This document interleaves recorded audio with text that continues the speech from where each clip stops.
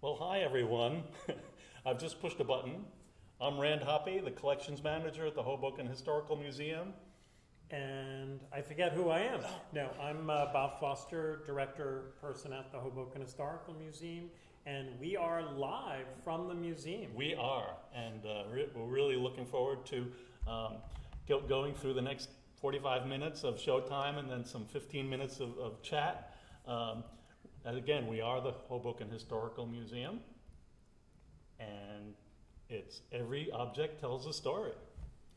When we were thinking about programs, we said, hey, we really should share the collection more with our audience, with our membership. So thanks for signing on for this. Most people probably don't know that we have a collection space that's in a nearby building. Obviously, the museum isn't that big, and so we need another place to store things. So thanks to the Barry family, we have that space. It's not open to the public, but you can go online and look at our collections, and Rand will be using that as backup besides the artifacts that we'll be sharing with you. Well, I thought I'd start off by just sort of, stating the obvious that Hoboken, in its heyday of manufacturing, had a lot of companies here. And what are some of the companies that you think of for manufacturing here in Hoboken? Maxwell House Coffee. I don't want to go right to the obvious one that's on screen. Yeah. But, so there's so many different companies that were here, and of course they manufactured something, and usually there's an artifact connected with them, and we have a lot. I want to give a special shout out to Justin Silverman, who a Hoboken resident, family's been here for many years, and he's been donating a lot of materials. And we've been accepting, but when it rains it pours kind of thing. That's right. So a lot of things that Justin collected, which are now part of the museum's collection, do deal with manufacturing. And I was thinking Tootsie Roll Company here in Hoboken produced a lot of things. And Rand will be sharing with you how you could research more of these items. But I just pulled a few things off the shelf, and how these things survived is kind of amazing. And can we get a close-up of that box? Yeah. Okay, cool. Okay, good. I can cover my face. So here's Tootsie Rolls. Just doing a little research before we signed on, the Tootsie Roll Company came here in the 1930s. I think it was 1938. And at that time, it was called the Sweets Company. Did not have the name of Tootsie Roll Corporation. And Tootsie Roll was here from 1938, I believe, to about 1970, and does kind of upscale, goes on the stock exchange. They need a bigger facility, so they move to Chicago. And I looked up on sales today for Tootsie Roll, where is like $500 million a year. So this company was in Hoboken. They did have other plants, but Hoboken was its corporate office for probably about 30 years. And with objects such as this, we like to collect stories too.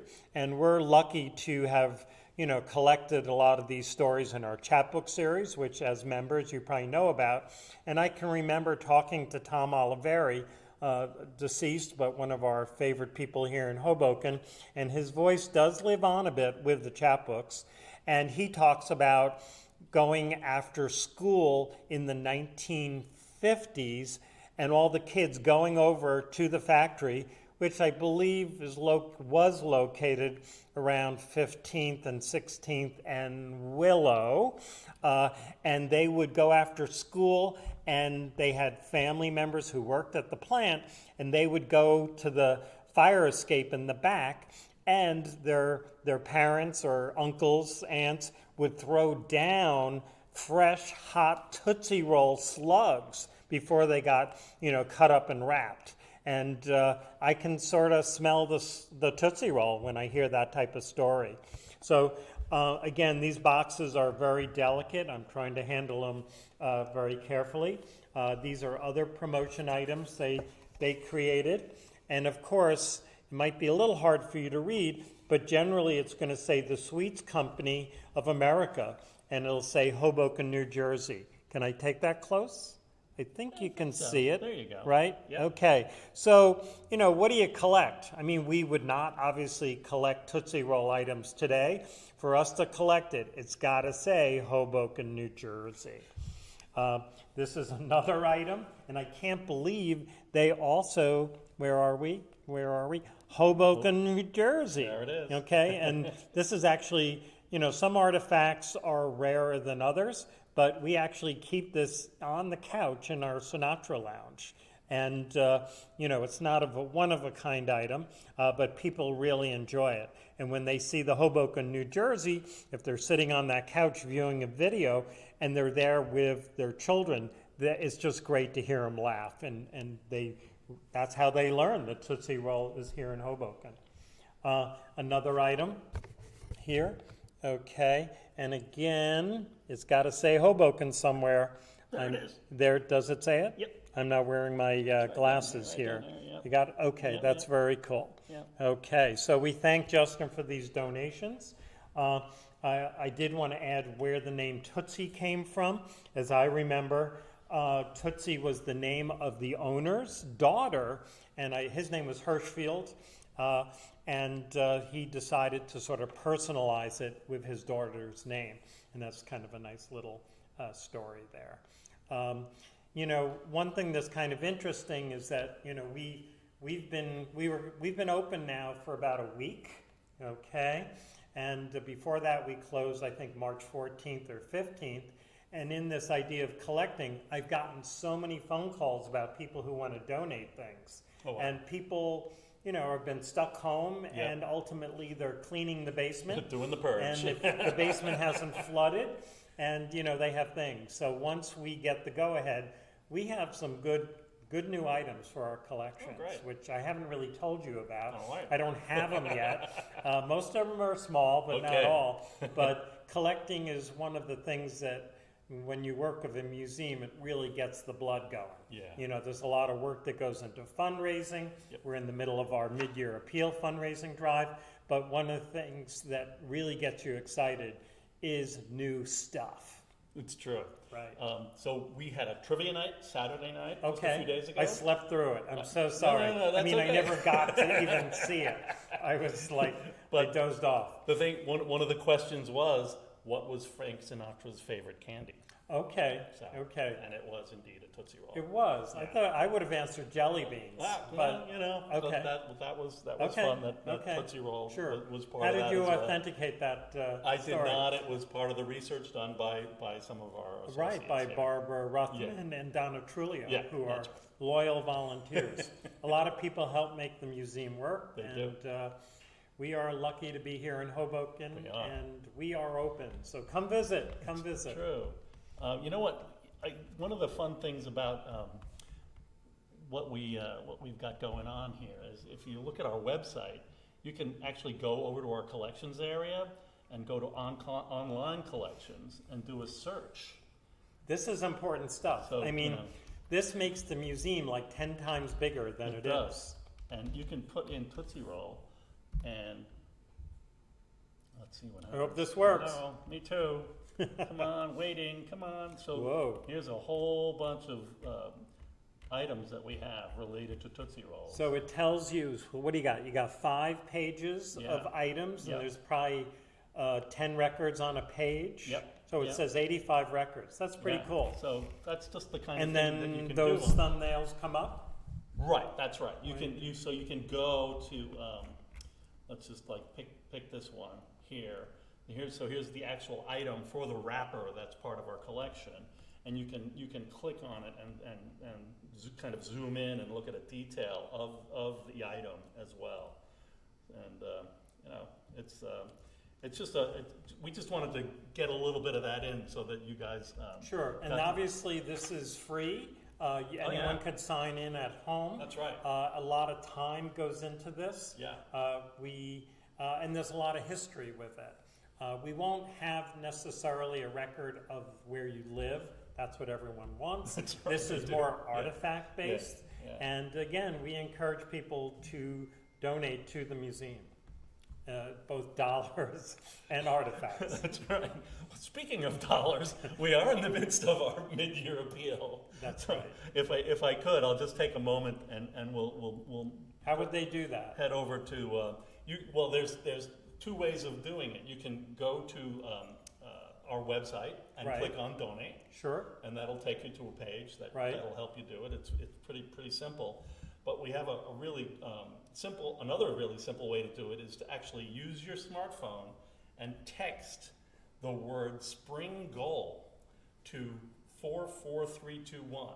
So as if it's like somebody's phone number, you're texting to 44321, and the message that you send that number is spring goal, and you'll get a response that will say, "Oh, you want to donate to the Hoboken Historical Museum's spring mid-year appeal." So Gotcha. we would certainly welcome any help you could give us Sure. in that Or regard. you can do it the old-fashioned way and just walk over to the museum, That's right. not put a stamp on it, That's right. slip it under the door, Yes. and or do it while we're open. We're Yeah. open every day except for Monday. That's right. And some of us are high tech, but some of us are old-fashioned eyeball. That's right. So we do it any way Any possible. way possible. So, this is going to be an interesting year with finances. It is. As it is for everyone. Everyone needs bucks, Yep. but your little local history museum is sort of making an appeal. Yes, And we we don't definitely beg, Right. No. but we do ask. We do ask, So if you yes. can fulfill in some way, Yes. we'll do more of this type of programming. And we're kind of in this duality thing now where you come in the museum, you can have a great conversation Yeah. with Rand, myself, Bill, or Eileen. We have a staff of 4 full-time people, which is, some people don't realize that, but there are salaries involved, Yeah. and there are expenses with the museum. We do have a lot of supporters. Always a shout out to Applied Companies, Yep. also known as Iron State today. They have recently helped us with some support, but it's really all the members and those $50, $100 that add up that really make a difference. Yeah. And I'm starting to feel a little bit like NPR. A little bit, right? Anyway, so let's share some more artifacts. You want to go? I'll bring over mine, but please check us out in the chat room on the YouTube page. So if you have any questions, Right. comments, kudos, brickbats, we're interested in hearing from you. So feel free. Watch out with your earplugs. I know. Here I go. Okay. So this is just kind of a goofy thing. One of the ways that we actually find items is like we have YouTube eBay searches, and I did an eBay search on Hoboken, and I found, well, let's go to the little camera. Yeah, let's show that This goofy really- item bigger. This item is called the Comic Rotor, and well, to be honest, I did not find this on eBay.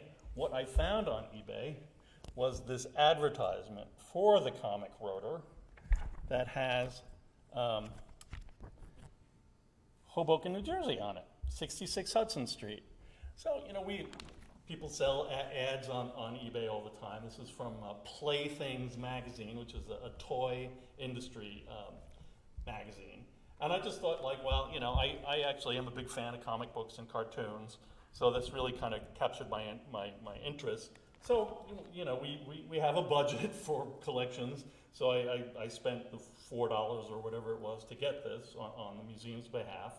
And then I searched around, and I found the actual toy, and it's really pretty nutty.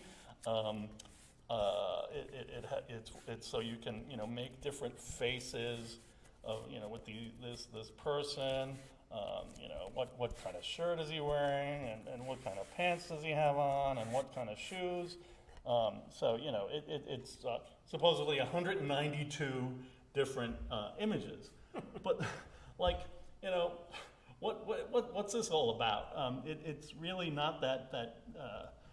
It's fun and it's goofy, But what I realized one day, I was walking down Washington Street, and let me go over to this, over to the other screen here, and is it a fluke? Is it a fluke that there is something very similar painted on the entranceway of Big Fun Toys? I don't know.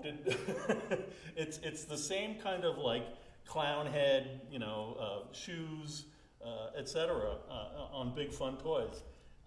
I think it's just a coincidence, but I kind of like those coincidences. So that was one thing that kind of captured my. So when does that date from, the object? Oh, the object is from 1951. Okay. And it was it actually did hit.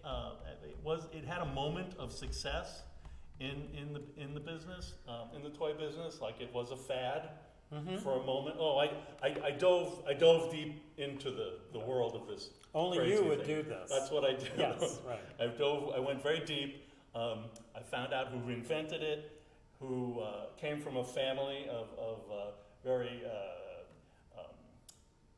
creative and business-minded Jews in Pittsburgh. Okay. And the guy who invented this wrote a song for Elvis Presley called "I Want You, I Need You, I Love You."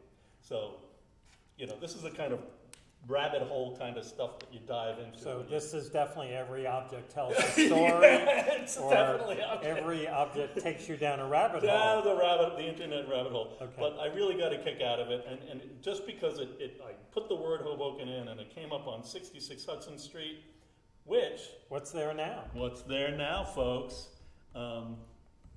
It's a pretty well-known place in our world, because that is the what would be known by historians as the former Eagan School. This is that smallish building to the left with the yellow brick. The yellow brick. And we do have obviously postcards of the Eagan building in its heyday. That we do. This is not it. No. Eagan School was a business school that was a franchise all around the metropolitan area. Yeah. And it had a nice little, cupola kind of ornamented top to it. It did. Which unfortunately was they gave it a haircut. Yeah. And so that is not there. But are you researching that now? I'm going to put in Eagan and postcard. Oh, excellent. And because we do have that great Right. postcard. And Sure. I think it's on the top there. Yeah, that's it. So here we go. So there's that. That is the Eagan School, and you just saw it as its present day. Yeah. When you walk by that building now, you probably just keep walking. Yep. You probably notice the terminal building next to it. That's and the right. painted ladies on Yep. top. That's right. But this too was once a beautiful building. It was. Yeah. And so again, you can research so many different things on the museum's online database. That's right.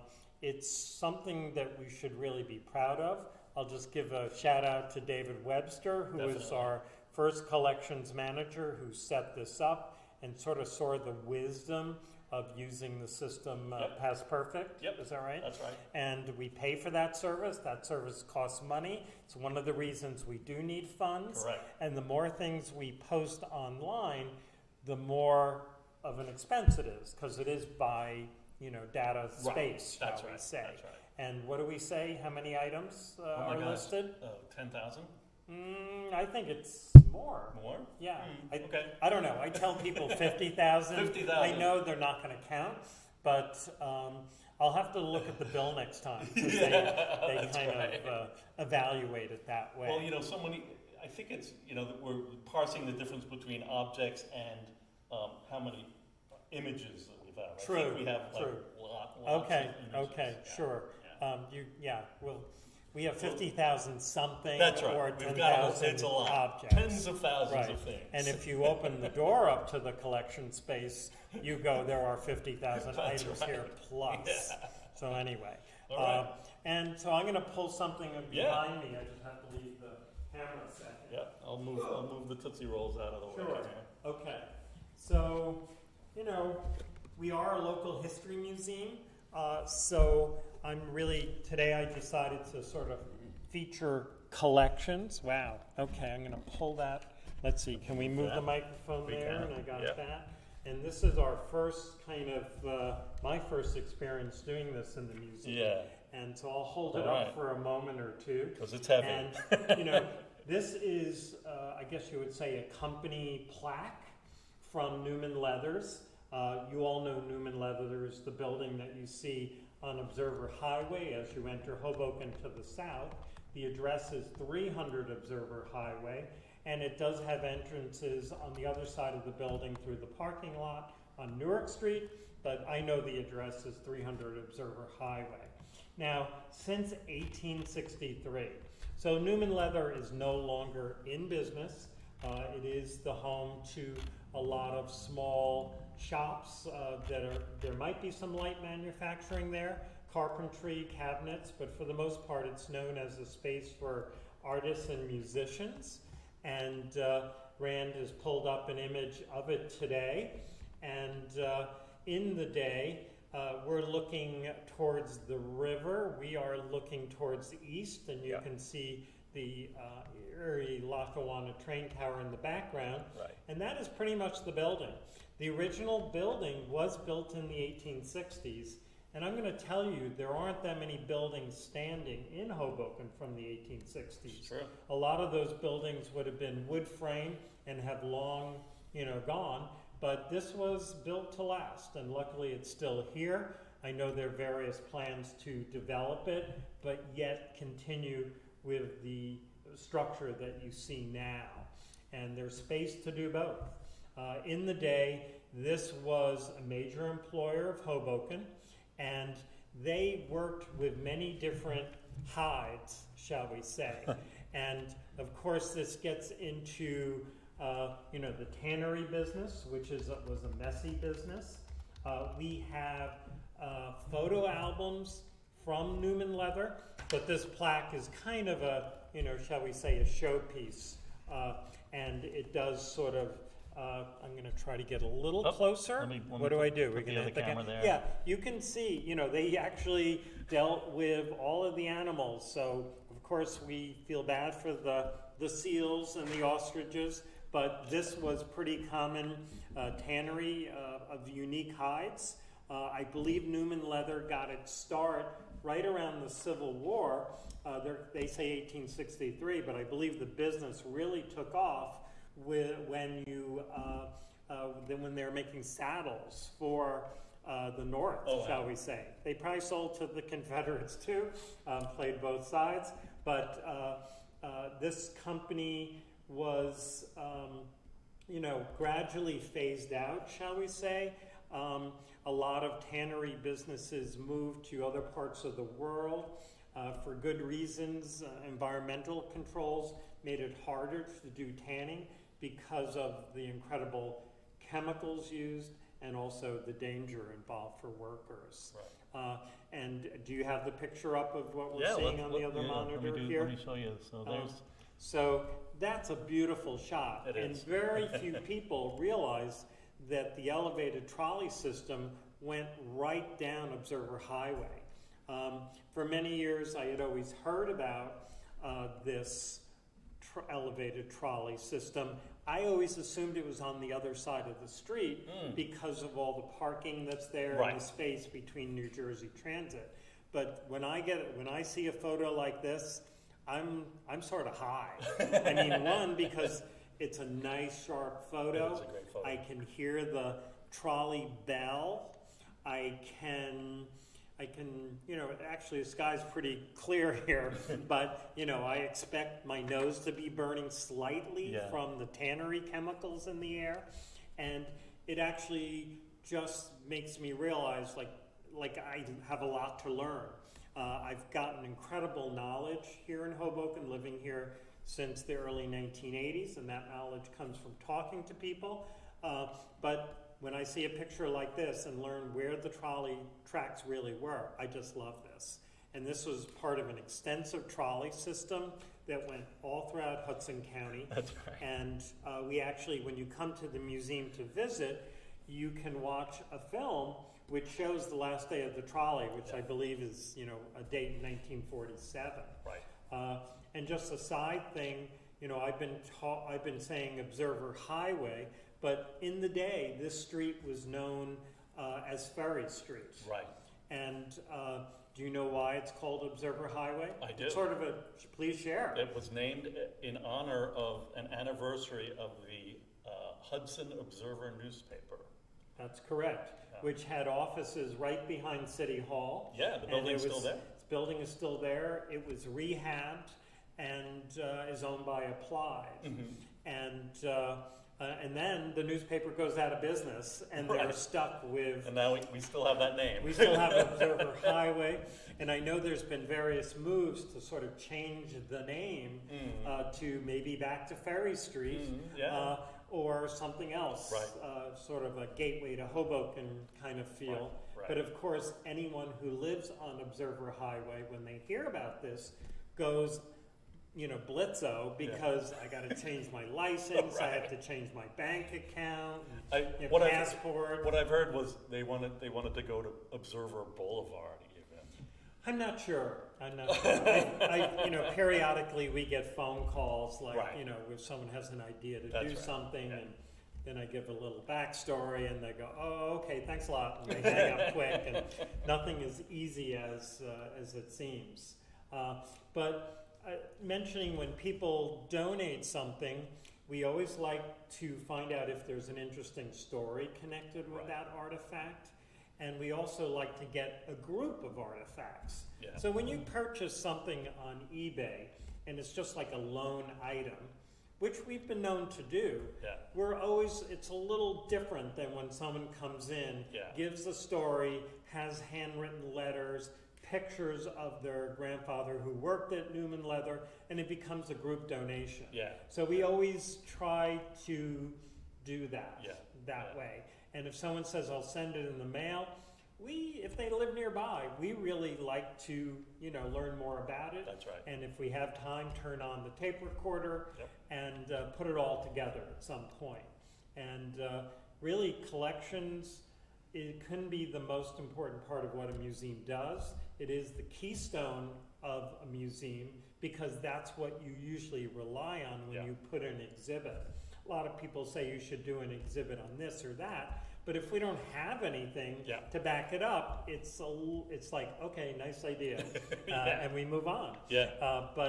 I would say that many of the things we have are not super valuable on the market, shall we say. We don't really care. Right. It's really, they help tell the story of Hoboken. And that collection is evolving, shall we say. It's not like we're done collecting. No. You're never done. You're never done. And it's a process. Okay, I'm going to take this off. You got anything you want to share? Yeah, I do. Okay. I got my crazy stack of stuff that kind of has a keynote to it. I am kind of a comic book cartoon guy, but one of the fun things that happened here at the museum when I started working here was you guys were working on the Tom Hanley. Let me just bring that up for a moment. The Tom Hanley oral history chapbook. Right. And Tom, as many people will know, was the child actor who said the lines "a pigeon for a pigeon," which he's been basically teased his entire life. And Tom Hanley is, if you get to meet Tom, he's an impressive individual. He definitely makes an impression on you. He's given some of the best talks here I've ever heard. No notes, unprepared, from the heart, and amazing. So one of the fun things about that was when Holly, who was talking to Tom, found this. Want me to hold it up? Yeah, I'll go back here. Was that he mentioned that he a story that of something that happened to him at the rail yard was in a comic book. So it was one of those type of comics that told a true life story, right? Yeah. And Tom has moved around a bit and doesn't really have that much documentation about his different time periods of his life. but he just threw it out and just said, hey, I was in this comic as a kid. I don't know what happened to it. And enter Rand. Yeah, so I found the story. I'm going to let you put that out. Yeah. So I found the story in New Heroic Comics, and that's how we were able to publish it in the oral history chapbook. And it was really fun, just to be able to make that connection between, Tom's experience. And we thought Tom was making it up. Yeah, right? It's like, oh, wink, wink, sure, Tom. Rand's a comic book guy. Let him find it. That's right. And I did. It was hilarious. It was a good match. Yeah, it was really fun. And I'm just briefly go through the hilarious Mr. Magoo comic where he was blind and he was always confused and he thought he was taking a cruise to Bermuda, but he ended up on the Hoboken ferry. Oh, so that's okay. I was waiting for it to come back to Hoboken. Yeah, I was afraid you just went into comic No. cosmology. So it's just kind of, it's. I wish it was a funnier story. It's pretty cool that it takes place in Hoboken, and he thinks he's, I guess Bermuda they have bicycles that they would ride, so he basically steals a kid's bike and starts riding around thinking he's in Bermuda. So, and then we also have in the collection a bunch of comic books that were created, and fanzines that were created by people in Hoboken. So that's just a lot of fun and makes me happy to have catalog those items for the And collection. if it makes Rand happy, it makes us happy. Yeah, that's right. Just one of those things, So what was the famous cartoon? Hoboken, I'm Dying? Oh, Bugs Bunny. Bugs Bunny. Yeah. Okay. So he was trying. He spent the whole cartoon trying to return the cute penguin to his home. Okay. And Humphrey Bogart makes appearances in the cartoon. Yeah. Okay. And Bugs takes him to Antarctica, and then only after having gone through all of that, the penguin reveals that he was born in Hoboken. Okay. There's a lot of popular culture items that use Hoboken, right? There's something about just how it comes out, Hoboken. Yeah. And they just like the syllable break. They do. And so it does come up on TV shows even to this day. Yeah. Usually think like the writer lives here or something. It's like a little shout out. That's but right. I think it was just people just like the way it came off. Yeah, I mean, even like you've mentioned a TV spot, a commercial. Right. That was like, Jimmy from Hoboken. I think it was Danny. Danny. It was like a Honda commercial. So anyway, we're getting off. Yeah. All right. So let's see. Oh yeah. So again, I mentioned in the beginning that Hoboken has such a strong history of manufacturing that probably started, in the 1880s, 1890s, Industrial Revolution, and really continues to, I'll say, the 1950s, a little bit of 1960s. And so people ask me, well, what does Hoboken manufacture now? And always being a little bit of the wise guy, I say today the only thing, but they're important, the only thing we really manufacture now are condos and babies. Right. But in the day, a lot of manufacturing. So I pulled these guys out. This is a pair of candlesticks, and you're probably going, okay, what's so special about these? And, they make a nice sound. They do. Wow. I got a new bell. Okay, I shouldn't be doing that with an artifact, sorry. We actually have several pairs of these. Again, these were donated by Justin Silverman. On the bottom, I'm wearing my visor here, so it's a little hard to read, but the company, can you read that, Rand? I think it's C.B. Buchholz. Yeah. Buchholz is B-U-C-H-H-O-L-T-Z.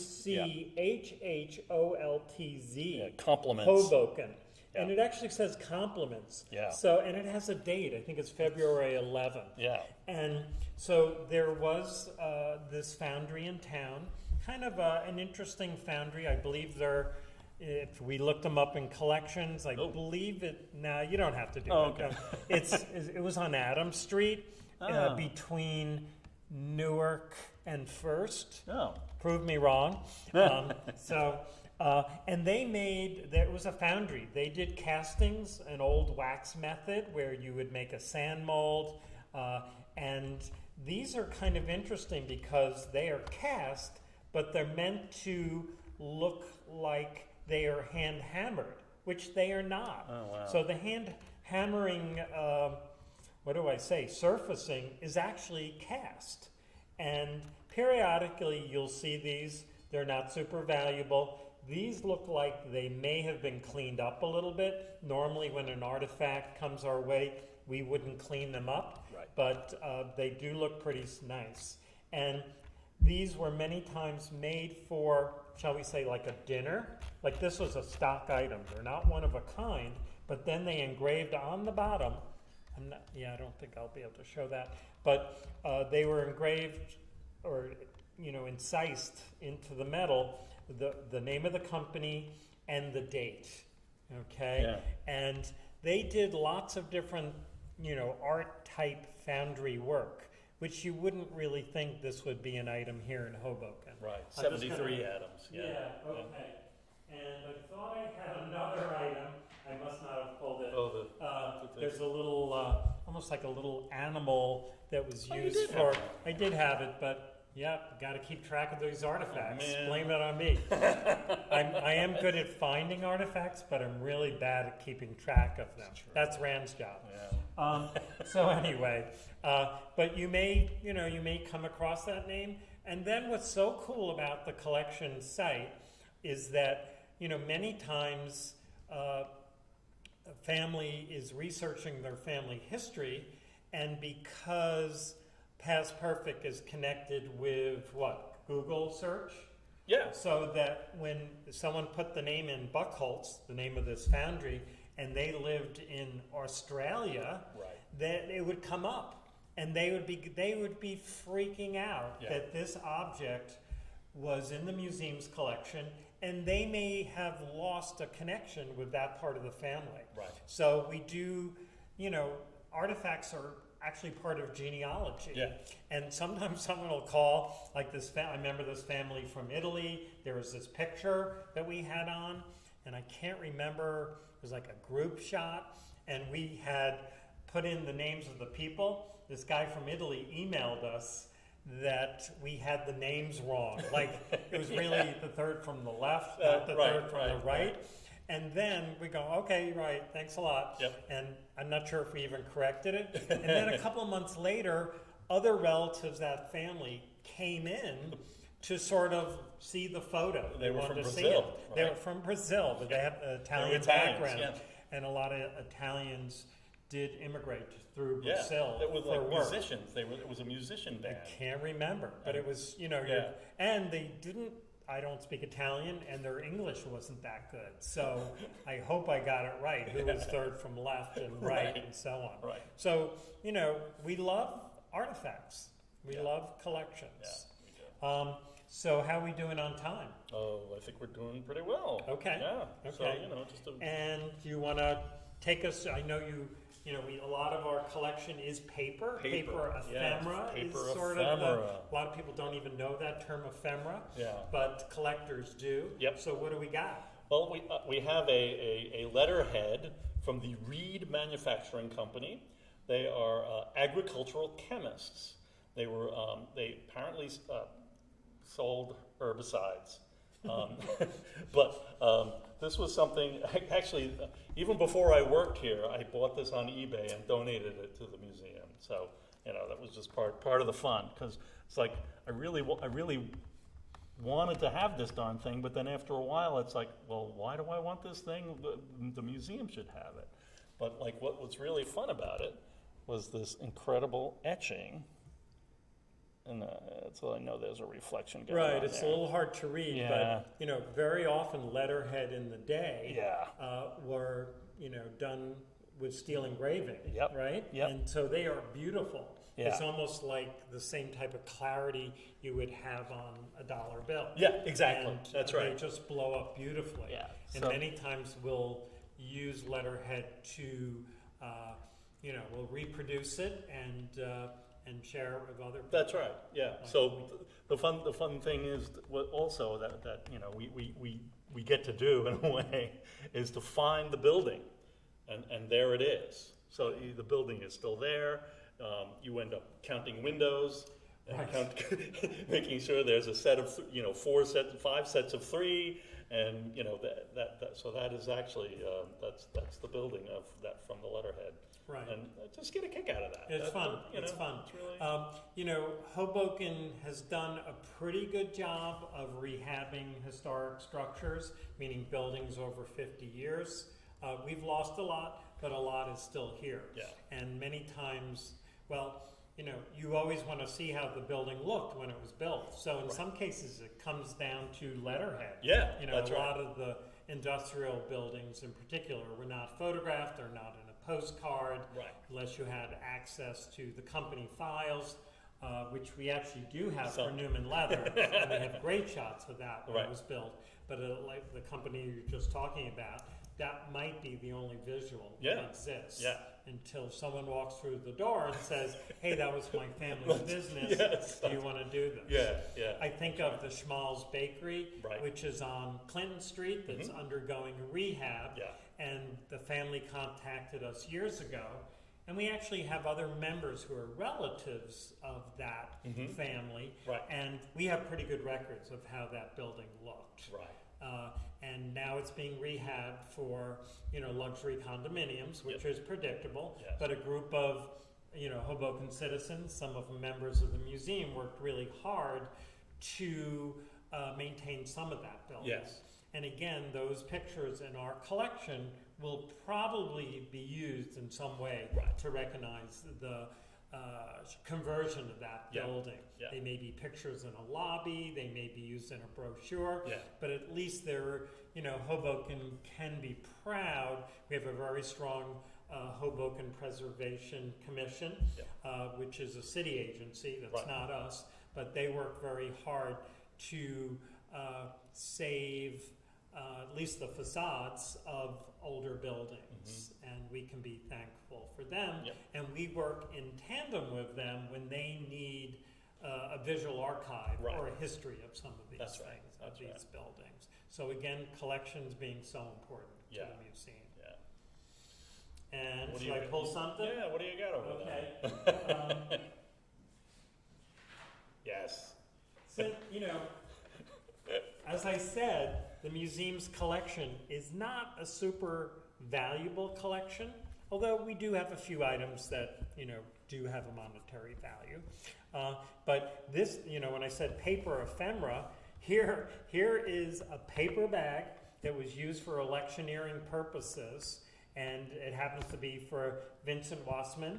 Vince then died within the year, I would say, and was a fixture in Hoboken.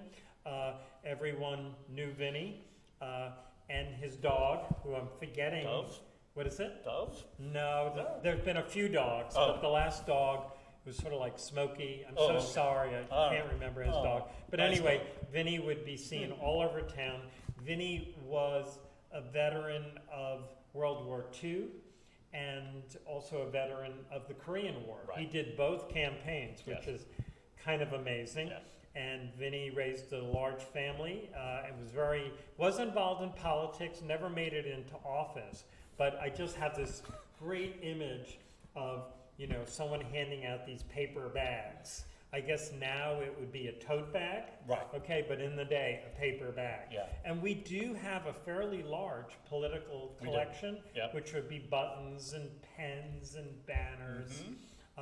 And so, again, it falls within our mission because it's really it's Hoboken. Who else, as I guess as Channel 13 says, who else is going to do it? That kind of thing. And we definitely step up to the plate with that kind of strong sense that we need to collect as much as possible. Ellen Stewart tells us the dog's name was Cole. Cole, of course. I'm so sorry, Cole. Both Cole and Vinny are nice deceased. Doggy. But people, remember Cole for sure. And Vinny. That's right. Vinny lived into his, I believe, mid-90s on that. And we actually have videotape of Vinny singing, patriotic songs and doing the poems from in Flanders Field. In Flanders Field, World War I. People always get confused between World War I and World War II, and people thought Vinny also served in World War Oh, I. man. Not the case. Not the I don't case. think so. Speaking of World War I, Uh-huh. okay, I'm going to just do this image. Yep. We love, a lot of our collections are photographs. I'm just sort It's of a little shiny. yeah, but, we got to work out our lighting. Yeah. And so you're getting a lot of reflections there. This is a beautiful, sharp photograph. This was taken with what they call a banquet camera, which would have been most often used at those dinners. You see those anniversary dinners. And the negative is probably the size of this image. Oh, wow. So the clarity is really good. Wow. So if you were looking at this, you could obviously recognize everyone. Maybe there's 100 men in this picture, and I don't want to read it upside down, but this is a shot of the doughboys returning from World War I. Right. And you have to realize this, it's probably dated. I'm going to hold it this way for a second. My date is not, it's got to be here. April 20th, 1919. Okay, April 20th, 1919. Just sort of really relating things to now. When I look at this picture, I think of these men, and did any of them, they're coming back, so they're probably healthy. They're still with us, but when you read about what's known as the 1917 Spanish flu, why they call it the Spanish flu is a very interesting story because it actually had nothing to do with Spain. Yeah. But they say, I feel funny even repeating this number, but they say between 20 and 50 people died. 50 million people, I said that, I stepped on that. Right. Between 20 and 50 million people died. Yeah. Many of them, the doughboys. Right. So these guys are the lucky ones. And as many of you know, we're probably preaching to the choir here, as they say, that Hoboken, one of Hoboken's biggies is that it was the embarkation and debarkation of over 2 million men who are coming from all over the country, the Midwest, coming to Hoboken to get put on ships which were confiscated from the Germans that were here and brought over to France. Yeah. But again, many of those men, when you start reading about it, came sick and were, in a sense, quarantined on the ship until they died. And by the time they reach France, many are dead. And not to get too grim, but it is grim, is that many times they would be buried at sea and never, properly buried, just for emergency health reasons. But anyway, we do have pretty good documentation of World War I, and obviously these things have been used in exhibits quite a bit. And we've done actually 2 exhibits on World War I, and one of the big events that was, in a sense, bigger than Hoboken. Yeah, that's true. Okay. I've got another piece of ephemera. Again, just because it entertained me, reminded me of something from my youth.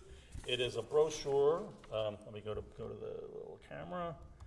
It's a brochure for varichrome paint, which was a 2-paint process that allowed you to get, I think, you see this, I think it had something to do with putting paint into your vacuum cleaner and turning it in reverse and using your vacuum to spray the paint. Yipes! I know.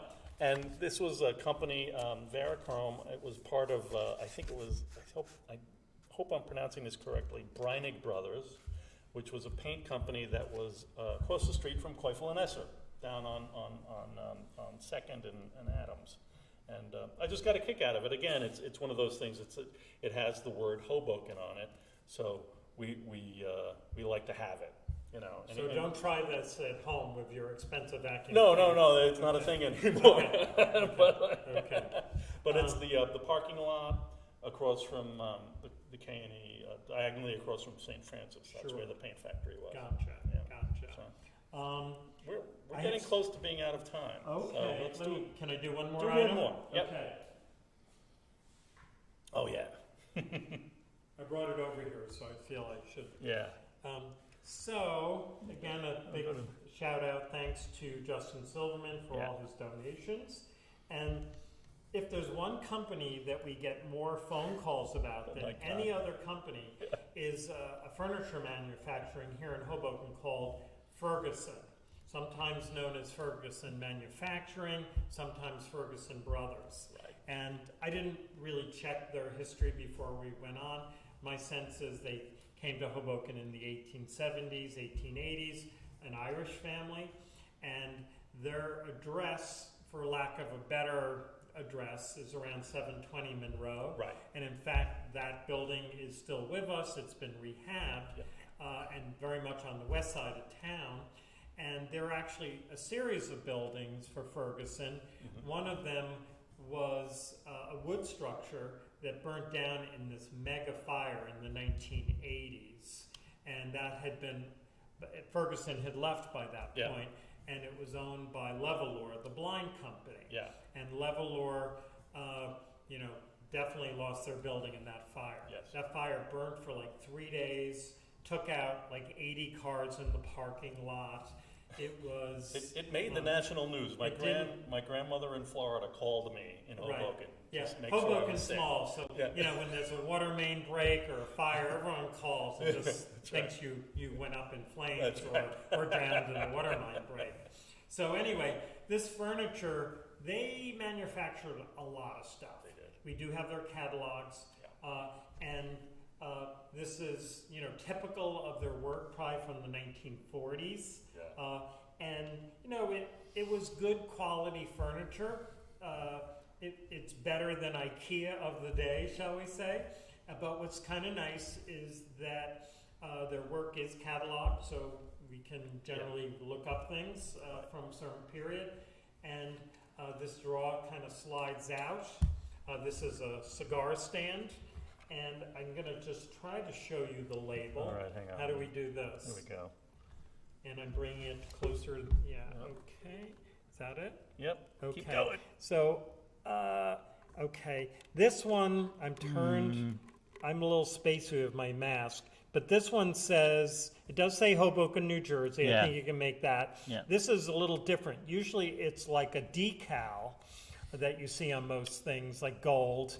And this is a little metal plate. And I think it says Ferguson Manufacturing Company. Mm-hmm. So it's like Ferguson Brothers. Right. And I'm going to say we probably have about 25 pieces of manageable size from this company. Could be folding chairs, card tables, gaming tables, made little shelves.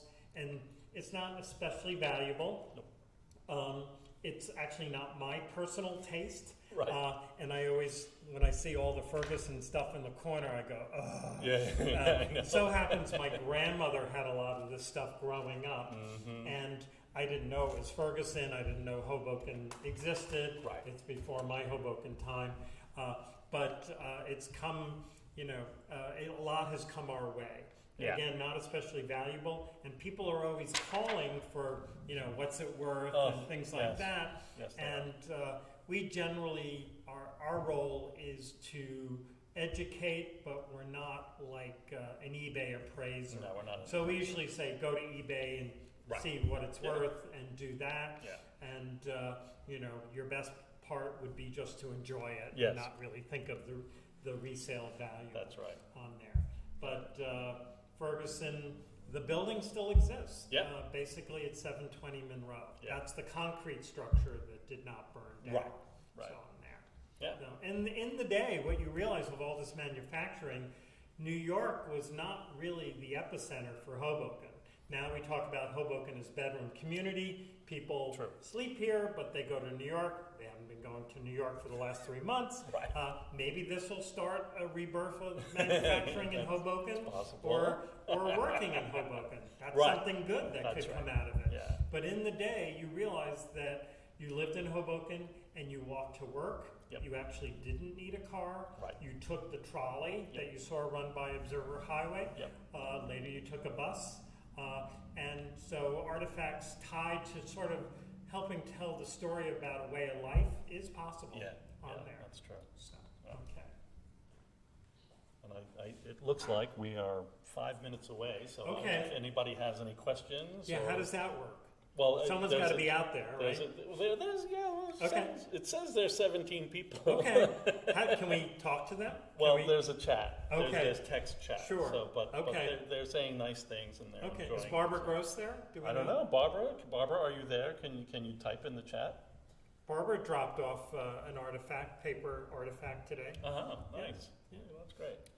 But, no, it's I- just kind of that ending time now. Okay. And we You can- know, this is new to us. If we're interested in feedback, Yep. we could, well, we didn't really talk about it, but it seems like a good thing for us to do. Yeah, And if we did this every week or bi-monthly, Yeah, or sure. I meant to say twice a month. I what's never- new or? Yeah, Yeah, or- because when you come into the museum, you're not really going to see the artifacts that Right. we're sharing with you. That's right. So it's a way to kind of connect with other things we have. I would say we'll try to increase more interesting things, Yeah. rarer things. Yeah. I've enjoyed it, and Yeah. I really thank you for setting it up. Sure. I wouldn't have done it unless you twisted my arm. Thaler and Tom send their Oh, regards. cool. So that's Excellent. nice. Thanks. Excellent. Thanks, guys. I know we're kind of out of town, but Do I it. did want to Do it. remind everyone that we are collecting for COVID. Okay, that's right. We are. And Yeah. we yeah. do have a page on our website. We've had Sylvia Schwartz, who's been amazing interviewing people. Yep. And so that is a form of collecting. It doesn't have to be an object. And finding objects for COVID is a little challenge. There's the homemade signs. There's the decorated masks that people have been doing. Right. But I do have this one object. Can we put this on the screen? Sure. Hold on. Yeah, we have a website, ch.hobokenmuseum.org. It talks about our COVID project. So if you want to check that out. And Okay. so you're going, Okay. what the hell is this? Yeah. So, to me, this is a great object, but it needs the story. Right. Okay? So this happens to be donated to us by way of Cindy Cray, one of our favorite museum Sure. people, Yeah. lives 2 blocks away. Yep. I see her once a day, probably. And so I went by her block.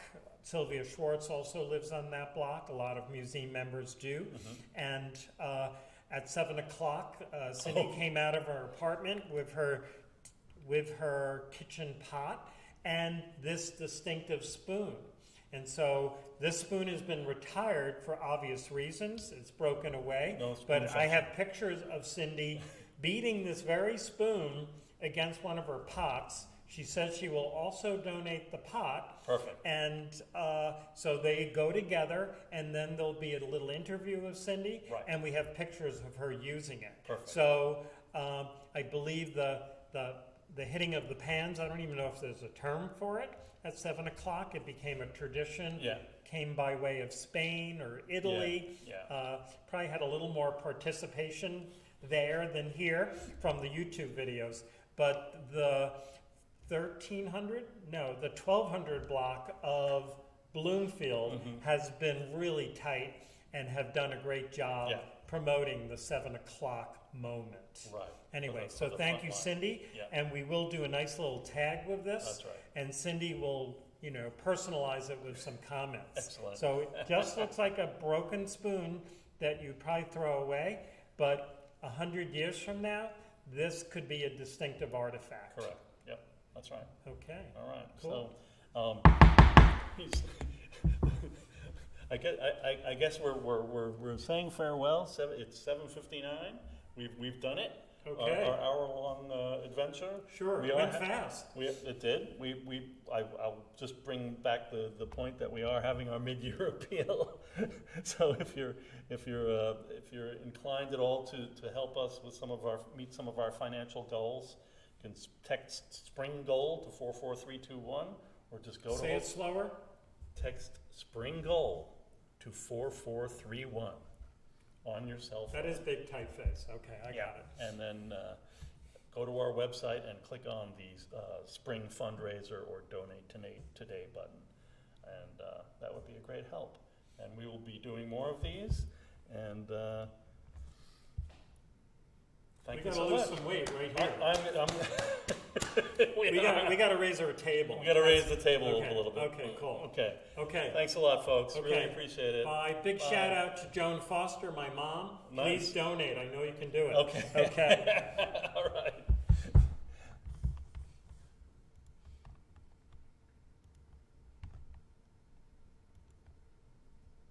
And it's done. Okay.